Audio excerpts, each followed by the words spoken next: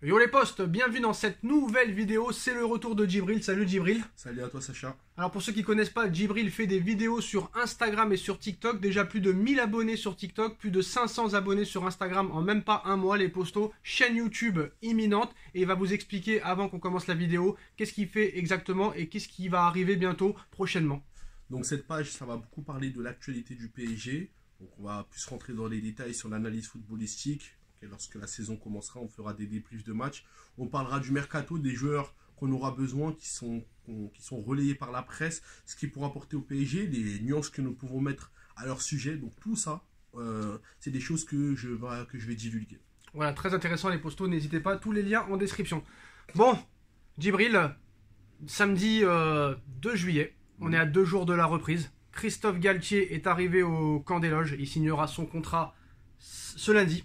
Et voilà, commencera directement l'entraînement. Il sera présenté le mardi en conférence de presse, donc ce sera déjà l'occasion de voir les premiers mots de Christophe Galtier en tant que nouveau coach du Paris Saint-Germain. Il est l'élu. D'ailleurs, il est arrivé aujourd'hui au camp des loges. On vous montre très rapidement l'image, les postos, l'arrivée de Christophe Galtier au camp des loges, qui a été choisi après un long feuilleton Zidane. Maintenant, c'est Christophe Galtier qui est responsable de cette équipe, avec Luis Campos, un homme qui connaît bien. Honnêtement, à maintenant moins d'un mois du Trophée des Champions, très clairement, qu'est-ce que tu attends de cette saison au niveau du jeu, au niveau des résultats, au niveau des objectifs? Bon, bien sûr, la Ligue 1, la Coupe de France, le Trophée des Champions, minimum syndical. Et honnêtement, avec le mercato qu'ils vont faire, qu'on connaît un petit peu, à moins qu'ils nous sortent un ou deux joueurs du chapeau, qu'est-ce que tu attends très clairement de cette saison en 2 mots? Déjà, dans un premier temps, l'entraînement il commencera spécialement mercredi. Okay, parce qu'avant ça, ils vont faire des tests médicaux sur leur santé pour savoir si tout se passe bien. Et tests physiques aussi. Voilà, tests physiques.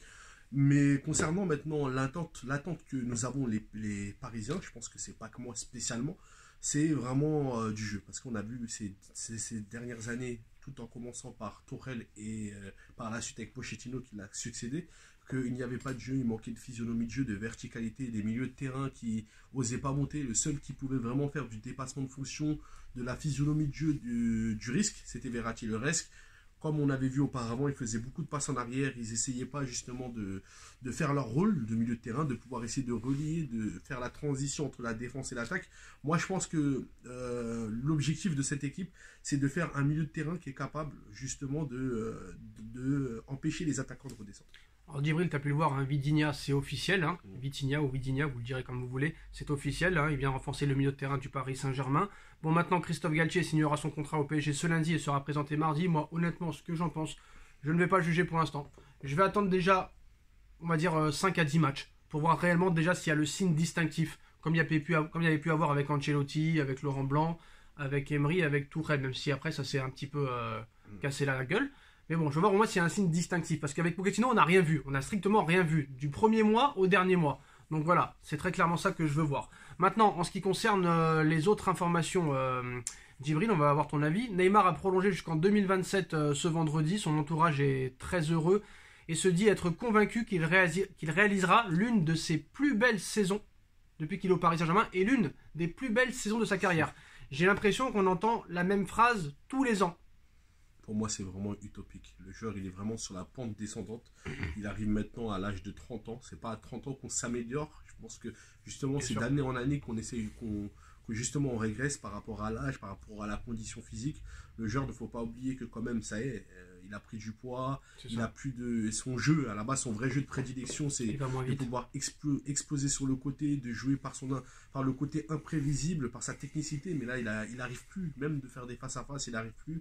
Là, il a plus le rôle d'un milieu offensif parce qu'il ne sait plus faire ce qu'il arrivait justement à faire au Barça et les premières années au PSG. Donc, pour moi, c'est vraiment utopique et c'est se voiler la face. Alors, en parlant d'option, parce que ça, c'était une option qui était introduite dans le contrat de Neymar quand il a prolongé jusqu'en 2025 au mois de mai dernier, c'est-à-dire il y a plus d'un an, mai 2021.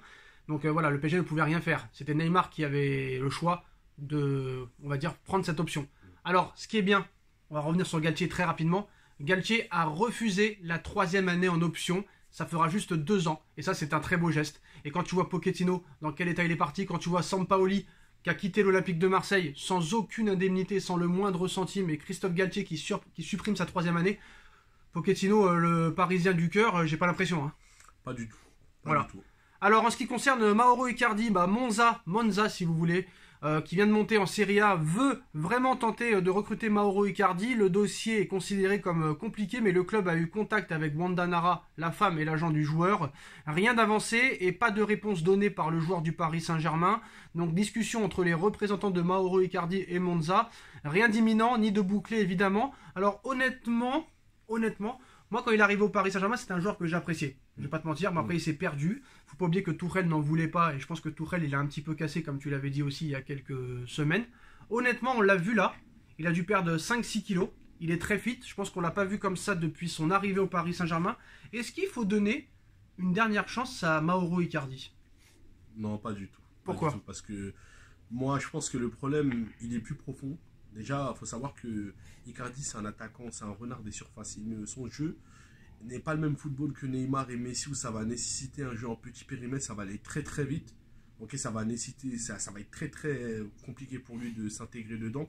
Ce qu'il nous faut actuellement au PSG, c'est plus un pivot, c'est-à-dire un attaquant qui est capable justement d'être un point de fixation et de pouvoir jouer dos au but. Scamacca. Voilà, Scamacca par exemple. Icardi, le problème, c'est que c'est plus un renard des surfaces. Il ne pourra pas sortir de la surface de réparation, donc je pense que ça va être très compliqué pour lui. Alors les postaux de Thilo Kehrer a été proposé à l'Inter de Milan dans le cadre des négociations pour Milan Skriniar, mais l'Inter a dit non.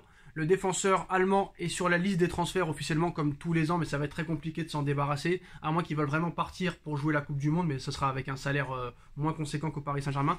Alors le PSG a proposé Thilo Kehrer pour faire baisser le prix de Milan Skriniar, mais quoi qu'il en soit, il faudra débourser 70 millions d'euros pour Milan Skriniar. Et Djibril, en plus de Milan Skriniar, le Paris Saint-Germain veut recruter 2 défenseurs supplémentaires en plus de Milan Skriniar, une doublure à Achraf Hakimi à droite et un autre défenseur central. Christophe Galtier veut installer une défense à 3 avec un duo Messi-Mbappé devant. Donc là, ça veut dire quid de Kimpembe, qui a été mis sur la liste des transferts. Si le PSG reçoit une enveloppe de 50 millions d'euros, ça pourrait le satisfaire à partir. Est-ce que Kimpembe va accepter de partir? En tout cas, le PSG est ouvert à un départ de Presnel Kimpembe cet été. Il n'est pas non plus poussé dehors, mais son avenir dépend des offres éventuelles. Les négociations pour une prolongation sont ainsi au point mort. Donc là, Ramos qui revient, mais on espère qu'il fera une bonne saison. Marquinhos qui est titulaire et capitaine indiscutable. L'arrivée de Skriniar, et en plus il recherche un autre défenseur central. On va pas se mentir, ça veut bien dire Kimpembe, tu peux partir. Faut pas oublier une chose, c'est que Ramos, il a qu'un an de contrat. Oui. Donc ça, c'est après il a une option aussi, faut pas oublier. Donc tout dépend de la saison qu'il va faire actuellement. Mais là, il cherche encore un défenseur central en plus. Ah, carrément. En plus de Skriniar. Ah ouais, carrément. Une doublure à Achraf Hakimi, et en plus de Skriniar, un autre défenseur central. Mais moi, je vous dis la vérité, je suis pas d'accord. Vraiment, parce que Kimpembe, ça reste un titi du club. Moi, le problème au PSG, comme je l'ai dit, que ça soit en tant que défense, que ça soit sur le plan de la défense ou milieu ou l'attaque, le vrai problème, c'est un manque de concurrence. Donc, si Kimpembe, il avait une concurrence qui était saine avec un vrai joueur qui est capable de titiller, ça va lui permettre de ne plus être sur son siège confortable et de pouvoir s'améliorer et de se remettre en question. Et donc, ça, au PSG, c'est ce qui manque actuellement. C'est pour ça que les joueurs, ils stagnent, ils régressent. Et donc, il faut apporter autre chose. Ça veut dire de ramener des défenseurs qui ont quand même un niveau pour pouvoir justement, faire reposer Marquinhos et Kimpembe, et deuxièmement, pouvoir les titiller pour que justement tirer leur niveau à leur paroxysme. Moi, je suis d'accord avec toi, Djibril, mais l'argument Titi parisien, il faut le garder. Bon, d'accord, pourquoi pas? En plus, il te faut des joueurs formés au club pour la liste de la Ligue des Champions, surtout que Areola est parti. Donc si encore un Titi parisien s'en va, ça risque d'être compliqué. Il faut qu'il y ait 7 joueurs qui ont été formés en France. Déjà, mais en plus, il y a un point aussi à souligner, c'est que Kimpembe, il n'est pas... Les gens quand même, ils stigmatisent une chose sur lui, que oui, c'est vrai qu'il a des sauts de concentration, on est d'accord sur ça, mais Kimpembe, c'est un joueur qui est dur sur l'homme, c'est un joueur aussi qui arrive, qui a un bon état d'esprit quand même dans le vestiaire. Il arrive à se faire entendre, et quand Marquinhos il n'est pas là, c'est lui le capitaine, c'est le second capitaine de l'équipe. Donc si tu l'enlèves, donc qui va être le second? Donc ça va dégringoler. C'est pour ça qu'il cherche un nouveau défenseur central, en plus de Skriniar. Mais même en tant que second capitaine, c'est lui, donc ça va vraiment dégringoler plutôt la hiérarchie. Mais moi honnêtement, Djibril, l'argument c'est un Titi parisien, tu es obligé de le laisser dans l'équipe. Pour moi, c'est pas concevable. Moi, je suis pas comme ça. Les états d'âme, je les mets de côté, tu vois. Après, non, oui, il y a quand même des états d'âme, mais faut pas oublier qu'il a quand même des matchs références. On pense au Barça, le 4-0 qui s'est passé. Il y a plein de matchs références. Dortmund, le Bayern, donc on peut pas oublier ça comme ça. Et donc il faut qu'on apprenne nous aussi à être patient pour pouvoir... Le Barça aussi, le FC Barcelone aussi. Exactement. Alors, Cristiano Ronaldo veut quitter Manchester United officiellement. Il y a plusieurs clubs qui se sont positionnés comme Chelsea ou comme d'autres clubs. D'ailleurs, avant de parler de Cristiano Ronaldo, le PSG aussi s'intéresse à Zaniolo, milieu de terrain de l'AS Roma. Pour moi aussi, il peut aussi avoir toutes les caractéristiques du milieu de terrain idéal, grand de taille, gros récupérateur, beaucoup d'impact physique. Est-ce que ça pourrait être une bonne pioche pour le Paris Saint-Germain, Zaniolo de l'AS Roma? Franchement, je vous dis la vérité, en toute sincérité, je ne me suis pas renseigné sur lui. Je connais des gens qui ont regardé la Série A, donc j'essaierai de voir par rapport à certaines personnes qui sont supporters de l'AS Roma, sa manière de jouer. Mais concernant mon avis personnel, le milieu de terrain qu'il nous faut, où le PSG doivent s'attaquer, c'est De Jong. Pourquoi? Parce que son football va être complémentaire avec celui de Verratti et celui de Vitinha. Je pense que ça va être compliqué vu que lui ne veut pas partir déjà. Alors que Manchester United propose plus de 80 millions d'euros, le Barça est prêt à accepter, mais De Jong veut rester au FC Barcelone. Alors Zaniolo, moi j'ai regardé, je ne vais pas vous mentir, j'ai regardé 2 matchs de l'AS Roma l'année dernière, c'était en Coupe d'Europe, la C4, surtout la finale. Bon, c'est un milieu de terrain un petit peu déménageur, un petit peu box-to-box, mais à l'italienne, pas à l'anglaise réellement. Grand de taille, beaucoup d'impact physique, mais qui joue un petit peu en arrière, donc je ne sais pas. Franchement, c'est un bon milieu de terrain, mais je pense que si réellement personne se met dessus, il est peut-être pas si fort que ça. Moi, je pense que c'est pas le milieu de terrain qu'il faut au Paris Saint-Germain. Voilà. En plus, si tu me dis que c'est un joueur qui est box-to-box, on en a beaucoup au PSG. C'est ça, c'est ça. C'est pas pour rien. Ça sert à rien de vouloir entasser encore des joueurs qu'on doit s'en débarrasser et qui ne veulent pas quitter le PSG parce que la soupe elle est bonne. Là, ce qu'il nous faut, c'est vraiment une sentinelle qui est capable de faire le jeu et d'être justement la tour de contrôle. Et pas encore avoir un joueur box-to-box. On a Gay, on a Herrera, d'ailleurs qui veut toujours pas partir. Et on a, voilà, donc pour moi, c'est pas nécessaire. Qu'est-ce que tu penses des informations comme quoi le PSG voudrait se débarrasser de Messi? Moi, j'y crois pas trop. Moi, j'y crois pas, c'est utopique. J'y crois pas. Et en plus, Messi, il faut pas oublier, comme je le répète, les supporters parisiens. Je vous demande à vous d'être patient. Messi n'a pas été utilisé comme il fallait. Il a fait 20 ans au Barça. Pour bien l'alimenter, il faut le mettre ou dans un système à 2 attaquants ou sinon au poste de 10. Alors Djibril, le cas Cristiano Ronaldo qui a demandé de quitter Manchester United 1 an après son retour. Bon, pas de Ligue des Champions pour Manchester United, donc difficile pour un joueur comme Cristiano Ronaldo de jouer l'Europa League, hein, ce n'est pas concevable. Peut-être l'un des meilleurs joueurs de l'histoire avec Lionel Messi, ou derrière Lionel Messi, ça c'est encore un débat qui ne finira jamais. L'Inter de Milan, le Napoli, ainsi que... si je ne me trompe pas, Chelsea serait très intéressé, mais le Paris Saint-Germain, pour l'instant, ne fait actuellement pas partie des clubs intéressés par Cristiano Ronaldo. C'est totalement logique avec la nouvelle stratégie. Bon, on est d'accord, Ronaldo à Paris, t'en veux pas, moi j'en veux pas non plus. Pas du tout. Mais bon, qu'est-ce que tu penses à chaque fois, il va pas jouer la Ligue des Champions, il va vouloir quitter son club. C'est compliqué. Ah bah c'est clair, vraiment, il dit que c'est un compétiteur, il doit rester dans les clubs justement pour pouvoir essayer de le faire grandir. Mais Cristiano Ronaldo, oui, c'est vrai qu'il a beaucoup apporté dans beaucoup de clubs précédemment.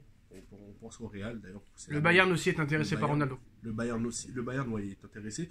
Mais concernant le PSG, pour moi le PSG ne doit pas se positionner sur lui. Là, il nous faut plus des jeunes joueurs, des joueurs prometteurs qui sont capables vraiment d'apporter en termes de vitesse, en termes de... Pourquoi des joueurs prometteurs? Parce que c'est des joueurs qui veulent essayer de prouver. Si on va encore prendre des joueurs qui ont déjà de l'expérience, qui ont déjà tout prouvé dans leur carrière, ça va être très compliqué encore. On a vu cette année, on a pris au moins 4 joueurs qui ont de l'expérience et ça n'a rien marché. Alors Djibril, peut-être que le dossier Robert Lewandowski est relancé, c'était l'une des priorités du FC Barcelone, mais malheureusement ça ne se fera pas, vu que Rafinha au FC Barcelone s'est fait à 95%, le Barça a fait une offre de plus de 55 millions d'euros qui va être acceptée par Leeds United, après le transfert incroyable de Richarlison pour 70 millions d'euros à Tottenham. Alors Lewandowski qui n'ira pas au FC Barcelone, est-ce que ça relance peut-être le dossier pour le Paris Saint-Germain? Oui, possible, ça peut être une possibilité. Une vraie possibilité. En plus, c'est à 50 millions, c'est ça. Donc ça peut être une possibilité pour le PSG de le recruter. Mais parce que le Barça n'a pas les moyens de faire Rafinha et Lewandowski. Exactement. Okay, donc ils sont endettés, mais moi le seul problème au sujet de Lewandowski au PSG, donc déjà c'est son âge, mais deuxièmement Mbappé, il faut que ce soit la tête de gondole du PSG. Donc en termes de but, j'ai peur que ça va beaucoup justement empêcher Mbappé de pouvoir. Mais n'oublie pas ce qu'a dit Mbappé. N'oublie pas ce qu'a dit Mbappé. En interview à New York, il a dit que s'il faut être champion de France à la 25e journée, il faut être champion de France à la 5e journée. Oui, arrêtez faut vraiment respecter l'adversaire. en mettant le plus de buts possible. Il faut créer du jeu. Donc voilà, il ne pourra pas marquer 125 buts dans la c'est saison. la communication. Ouais, Mbappé est très très fort en communication. Ah, bien sûr, bien sûr. Mais je pense que c'est ce que tout le monde veut. Hein. L'argument, on est champion de France à la 25e journée, c'est pour ça qu'on n'est pas compétitif en Ligue des Champions. Le Bayern a souvent gagné le championnat allemand avec 30 points d'avance. Ça ne les aura pas empêchés de gagner la Ligue des Champions ou d'aller en demi-finale ou en finale. Mais après, là, le problème, c'est que c'est le PSG, avec les joueurs qu'on a, ce ne sera pas un jeu direct avec des ailiers qui pourront monter directement pour centrer ou pour la jouer comme ça dans la surface de réparation. On a des joueurs qui sont très techniques, qui jouent beaucoup dans l'axe, qui ronronnent. Donc, ce qu'il faut actuellement au PSG, c'est plus un joueur qui est dans cet élément. Ça veut dire un attaquant, comme j'ai cité tout à l'heure, qui a un point de fixation. Mais Lewandowski, c'est pas de ce profil-là. Et ben voilà les postos, c'est la fin de cette vidéo. Dites-nous en commentaire ce que vous en pensez. On like, on partage, on commente, on s'abonne. N'hésitez pas à aller en lien en description, vous abonner en masse au TikTok et à l'Instagram de Djibril. Et nous on se retrouve très vite pour une nouvelle vidéo. Tchuss. Merci beaucoup.